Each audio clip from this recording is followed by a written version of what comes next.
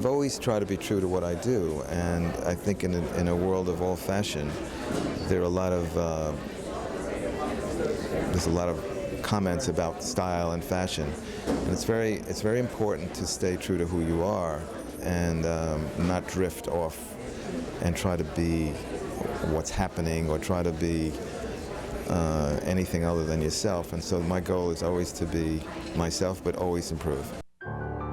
Ralph Lauren has been the indisputable rainmaker of American dreams for over 4 decades.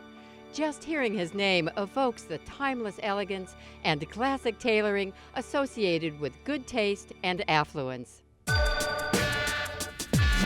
Far from the manicured lawns that his label calls to mind, Lauren grew up in the Bronx, a working-class neighborhood of New York City. His father was an artist, but made his living painting houses. More blue-collar than blue blood, and without ever attending design school, Lauren would go on to build a multi-billion-dollar lifestyle brand that made the polo grounds of the Connecticut elite and the yacht clubs of the Gold Coast attainable for those willing to suspend their reality and reach for the aspirational one that Lauren so beautifully crafts. Lauren's humble entry into fashion in 1967 with handmade neckties for Beau Brummel is legendary. The very next year, he introduced Polo, a menswear line that gave American tradition an English twist. In 1971, Lauren launched his womenswear collection, inspired by his wife, Ricky. More than 40 years later, with a multitude of awards to his name and worldwide recognition, Lauren continues to define American style with his signature themes that include an ode to Americana, a love of the silver screen, and an enduring romance with the Victorian era. Also, a passion for the equestrian life and the integrity of the Southwest are essential motifs, and haberdashery highlights his trademark tailoring, making up the unparalleled designer DNA of Ralph Lauren.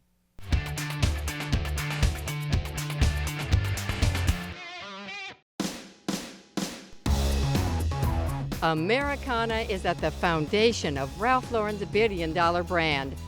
Proudly waving the flag for America's heritage without sentimentality, Lauren's genuine patriotism echoes his unapologetic optimism. Ralph is always, he is the quintessential American designer. It's about not the kind of clothes that you only wear once in your life. It's about clothes that you live in and enjoy, that become your favorites, and that you have them in your closet and you don't ever want to get rid of them. That's the kind of clothes that I design. Well, Ralph is deeply, deeply entrenched in Americana, in the American dream, if you will. I mean, both his personal story, completely self-made, and then his optimistic vision. It was Americana with a twist. I mean, we know we're going to see that from Ralph. It's famous, it's his trademark. I mean, he owns it. He's thinking about how to kind of an ode, in a sense, a tribute to his own country. And I'm not trying to be too heavy about it, but it made you kind of feel kind of a bit of a warm embrace with Americanism.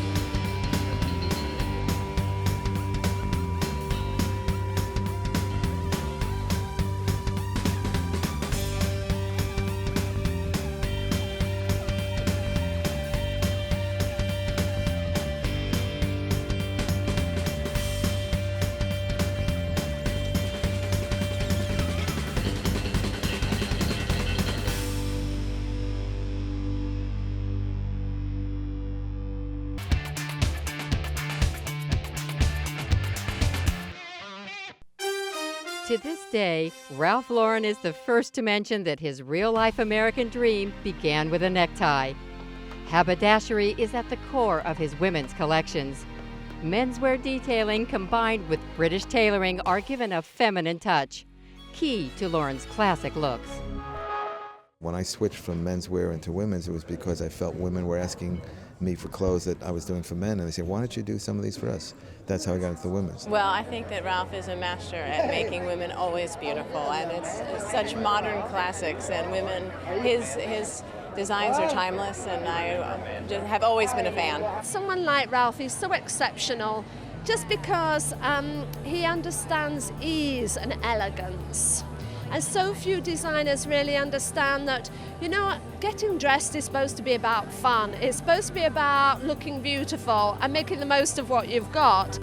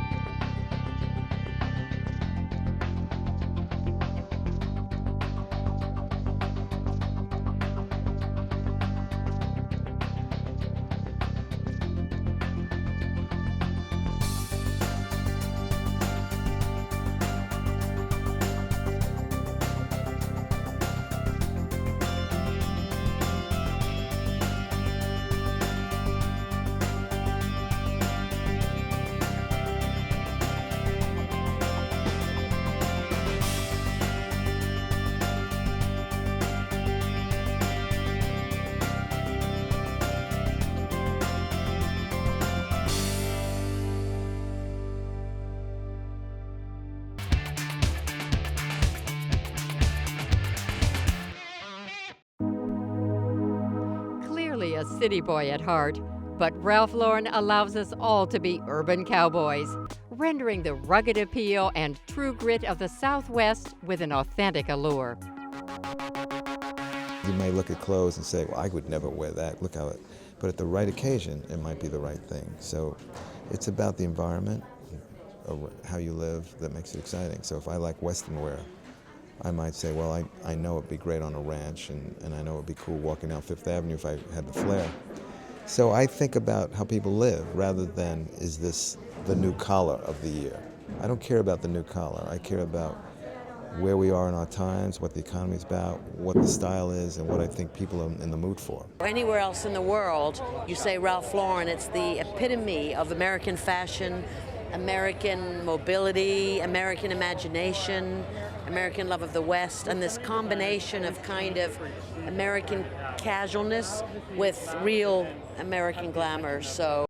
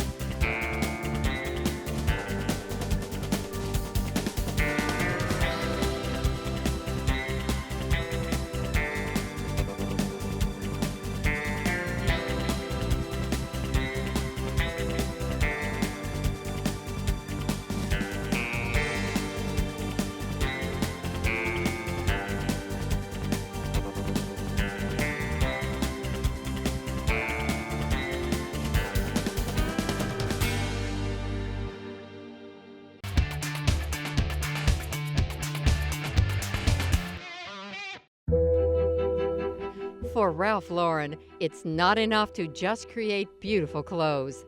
They must also have a sense of history, a cultural connection. Lauren's romance with the Victorian era gives contemporary women a hint of the past with relevance for today.